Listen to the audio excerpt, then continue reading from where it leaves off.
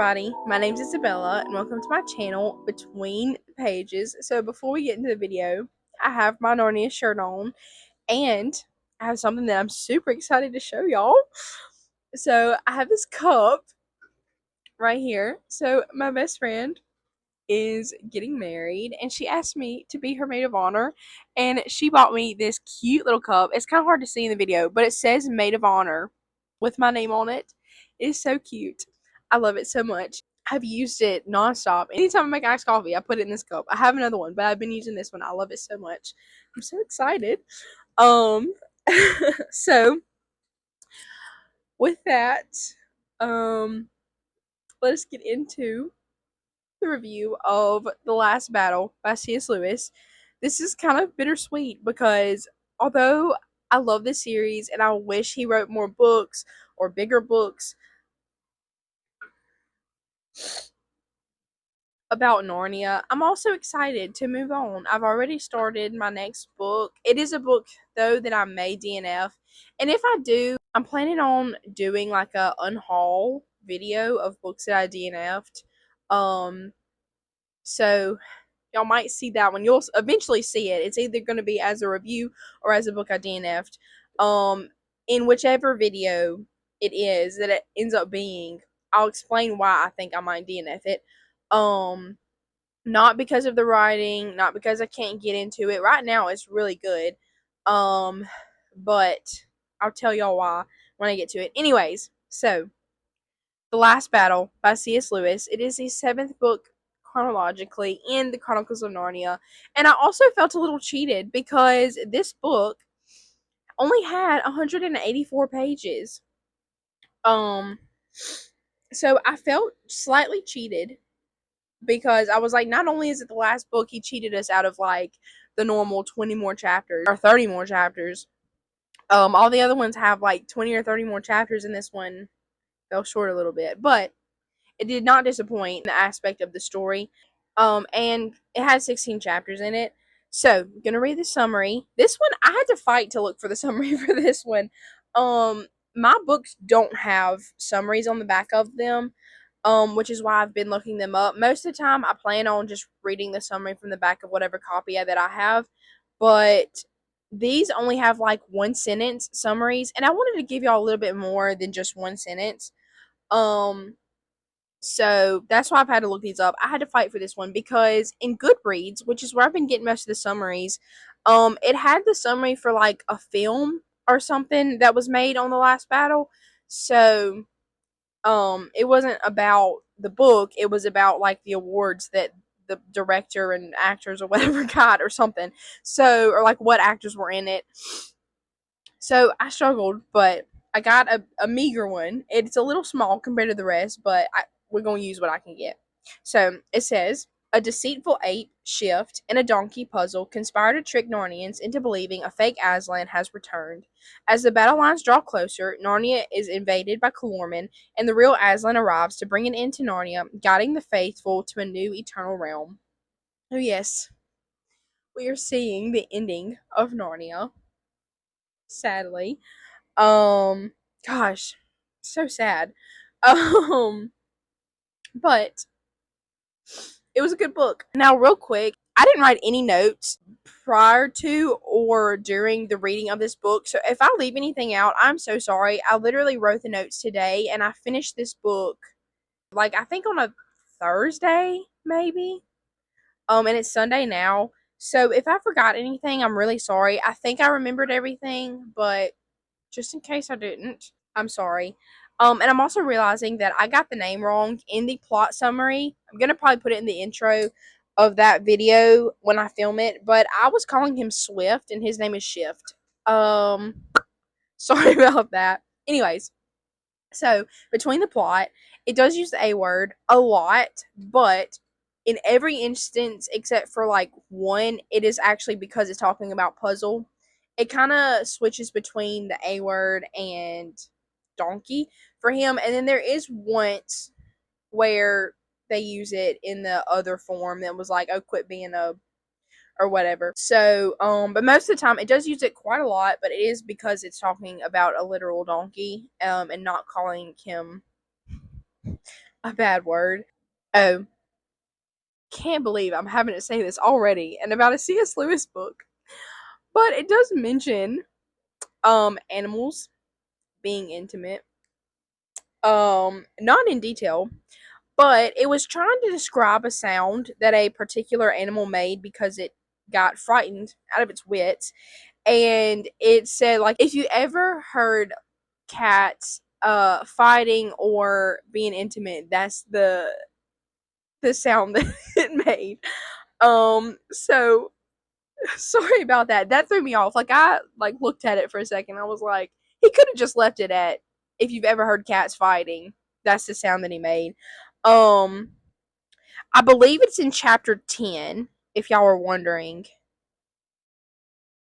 And it'll be in either chapter 9 or 10. I'm just looking at the chapter titles, and by the chapter titles, it'll be in either 9 or 10. Most likely 10.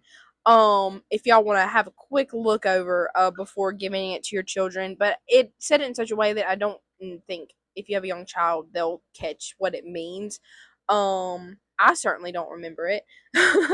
From when I was younger, but I didn't remember anything from, well, no, I can't say that. I did remember a few things from this book. Definitely don't remember that part. Uh so just letting y'all know about that. And then once again, there's magic, there's a battle, there's death, mentions of death, which every other book has, but in a different way. Like, this book mentions a death and a possible accident. And I know when I was younger, when I heard about like car accidents or plane crashes, it kind of like scared me a little bit, made me not want to like get in a plane, or I was a little worried about car accidents. So, um, if you have a young child that scares easily, look over, maybe read this before or listen to it. There's a lot of, like, you can find free audiobooks, or even free copies of books on some places. Like, I think Apple Books, it's like a very minimalist yellow icon with like a outline of a book on it. Apple Books has a lot of free classics. I don't know if the Chronicles of Narnia is free on there. And then there's um I'm just gonna go ahead and tell y'all in this video. Um, there's a free app that my best friend just told me about. All the audiobooks on it are free. It's called LibriVox, LibriVox. And she said there's a lot of free. There's like, well, all the audiobooks on it are free, I think. If not, there's a lot of free ones. Um, See if these are on there. And there are some, if not all of them, are dramatized. Like, she was listening through the Anne of Green Gables series, and they're all dramatized. In that, there's different voice actors for different characters, which in my opinion that counts as dramatized. I love listening to dramatized audiobooks. I'm not gonna get into it this video. I might yap some in another one, but listen to it or read it before giving it to your child. If you think the mentions of that particular accident will make your child like scared or something. Uh because I read a lot when I was younger, but I'm looking back and I'm like, there were some books that I read that kind of scared me that shouldn't have scared me. Like, if I would give it to my child not thinking. I don't have one, but if I did, I would give it to some, like, a child not thinking about it being scary. So if read through it, listen through it. If you think your child might get scared about it, maybe sit down and talk to them, or you know, um, read through it with them so they don't like get super scared or something. It doesn't go into detail, but I understand because I was thinking about it, and I read like a Nancy Drew book when I was kind of older. At least in my opinion, I was older because I was reading books that had like more advanced language, I guess. As far as like writing style, when I read Nancy Drew, and it scared me. When it wasn't a scary book. So just, you know your child better than anyone. So if it's something that they can't handle, please, like, just look into it. So yeah, that's it for Between the Plot. As far as I remember, I didn't take notes while I read this, but from what I remember, that's everything. Now it did take me 3 days to read. I think the first day I picked it up, I only read like a couple chapters, and then the next 2 days is when I read the majority of it. Um, But yeah, 3 days, not bad. That's been once again the median for this series. It's taken me from between 3 and 4 days to read all of them except for The Voyage of the Dawn Treader, but I explained it in that review. Now, for my rating, um, gonna be honest, I didn't give it a whole lot of thought before just now sitting here. I really think The Lion, the Witch, and the Wardrobe, The Voyage of the Dawn Treader, and Prince Caspian still remain in their first, second, and third place as far as my favorite. Now, after that, I'm debating on whether this one is right above or right below the Silver Chair.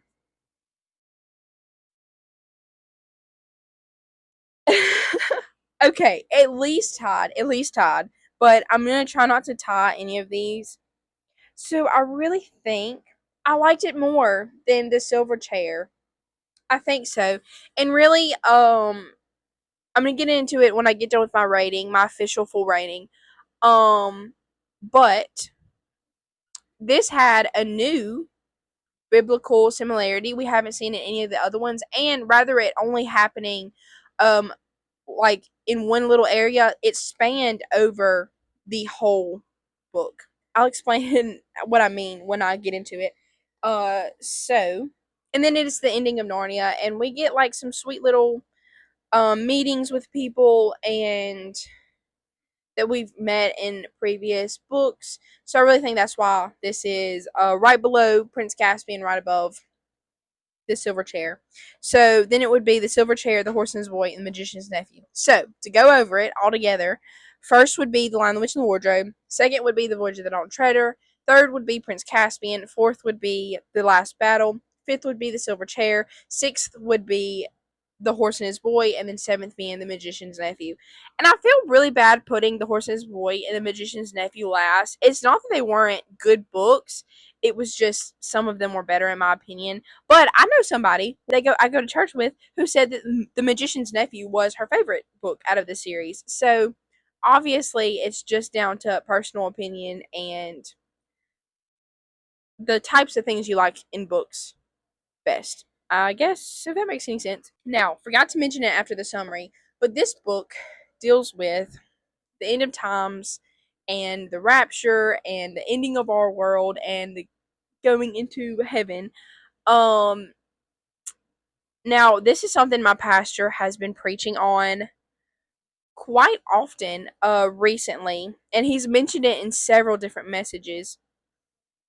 And I think he might have preached one whole message on it, but then he's mentioned it a lot about in the end of times, which I believe we're living in the end of times right now, but it will get progressively harder to not be deceived. Okay, I have two Bible verses that I'm going to read y'all that my pastor has mentioned when talking about this subject. So the first is Matthew 24:24. For there shall arise false Christs and false prophets, and shall show great signs and wonders, insomuch that, if it were possible, they shall deceive the very elect. And the second being Mark 13:22. For false Christs and false prophets shall rise, and shall show signs and wonders to seduce, if it were possible, even the elect. So they are basically saying the same thing.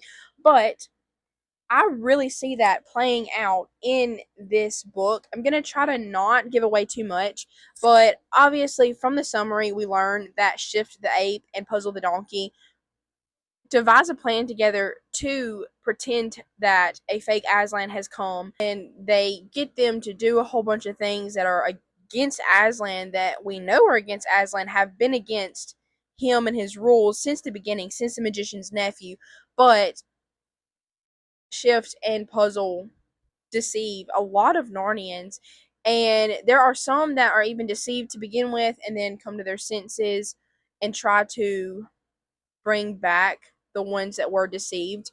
Um, but yeah, that was really apparent in this book, the beginning of it. It's a great warning to be prayed up and reading your Bible, have a relationship with God, and all of those things, because it will be very easy to be deceived the closer and closer we draw to the rapture. Um, and that was a big part. And then towards the middle to end of the book, we see what could be paralleled to the rapture. Um, Narnia comes to an end. We read about how Narnia ends, and the new Narnia, which is Aslan's country. We read about all of that, and it's all very lovely. And we also have a little sad moment where I don't want to get into it because I was saddened by it. I talk about in the plot summary where someone doesn't quite make it to Aslan's country that should have, which was very sad. It was sad. There were some sad things in this book, but it was so good.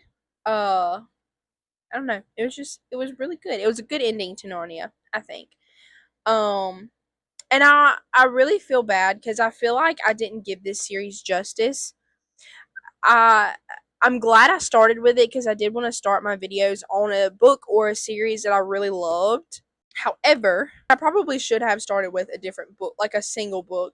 There is one that I'm thinking of now that I probably should have started with, and I decided not to. Because diving into a series when I first started this channel was probably not the right move because I'm still learning how to film, how to set up my reviews, how to edit, all these things. And I feel like, as much as I love this series, I didn't give it justice because my videos have been such a hot mess so far. Even the plot summaries, I've been filming the plot summaries since I read the first book. So even if you like sit down and watch the plot summaries over a couple days, because I do not expect y'all to sit on like the couch and listen to all of them at once, because my lord, it is a lot of footage.